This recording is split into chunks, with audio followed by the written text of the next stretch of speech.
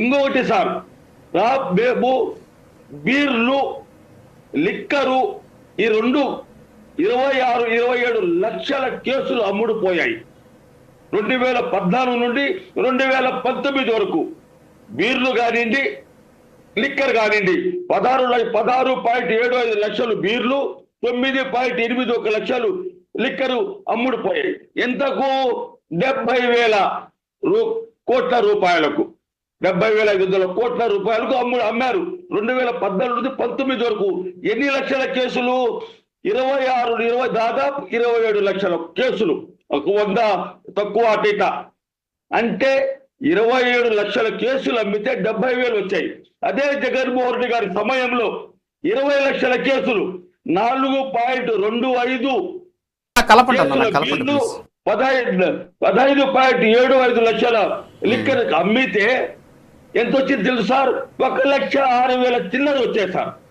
ఇక్కడ 20 లక్షల కేసులు, నోటీస్ పాయింట్ సార్, ఇక్కడ 20 లక్షల కేసులు అమ్మితే జగన్మోహన్ రెడ్డి గారి సమయంలో 1,06,000 కోట్ల పైచీలకు వచ్చింది. అంటే దాదాపు 35,000 కోట్ల రూపాయలు ప్రభుత్వ ఖజానాకు ఆదాయం వచ్చింది. ఇక్కడ ఇంకా అవినీతి ఎక్కడ జరిగింది? ఇందులో అవినీతి ఎక్కడి నుండి వచ్చింది? ఈ అవినీతికి పితామహుడు చంద్రబాబు నాయుడే. సారా చంద్రబాబు నాయుడు, వెన్నుపోటు చంద్రబాబు నాయుడు, అవినీతి చంద్రబాబు నాయుడు, వీటన్నిటికీ మూల కారకుడు అనేది ఈ రాష్ట్ర ప్రజలకు ఈ రోజు అర్థమైంది. ఈ రోజు కేఎన్ఆర్ తప్పు చేశారు. కేఎన్ఆర్ పిఏ అంటే ఒక పేద వ్యక్తి వ్యాపారాలు చేసుకుని అభివృద్ధి చెందలేదా?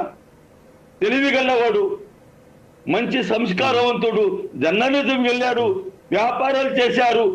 అంటే అతను డబ్బు సంపాదించుకున్నారు. అంటే ఇన్ని కోట్ల రూపాయలు అంటే ఎన్ని సిట్ ఏంటంటే రాసేస్తే నిజమైపోతుందా? ఎల్లో మీడియా రాసిందే మన కోర్టులు శిక్షణ వేసేస్తారా? ఎల్లో మీడియా చెప్పిందే నిజమవుతుందా? ఎల్లో మీడియా చెప్పిందే చట్టబద్ధమా? అంటే రామోజీరావు గారు సైకిల్ మీద పచ్చళ్ళు అమ్ముకున్నారు. ఈ రోజు లక్షల కోట్లకు అధిపతి ఏ విధంగా అయ్యాడు? అది చెప్పండి. 2 ఎకరాలు చంద్రబాబు నాయుడు గారు రాజకీయాల్లో 78 నుండి ఉన్నారు. అతనికి ఏ వ్యాపారాలు లేవు. అతను చూపించిన వైట్ మనీ 931 కోట్ల రూపాయలు. అంటే అవినీతి ఇక్కడ జరిగిందా? అవినీతి అక్కడ జరిగిందా? జగన్మోహన్ రెడ్డి గారు చేసే ప్రశ్నలకు, పెట్టే ప్రెస్ మీట్లకు జవాబు చెప్పలేక చంద్రబాబు నాయుడు గారు, ఆయన కుమారుడు పవన్ కళ్యాణ్ గారు వాళ్ళు ఏమంటున్నారు?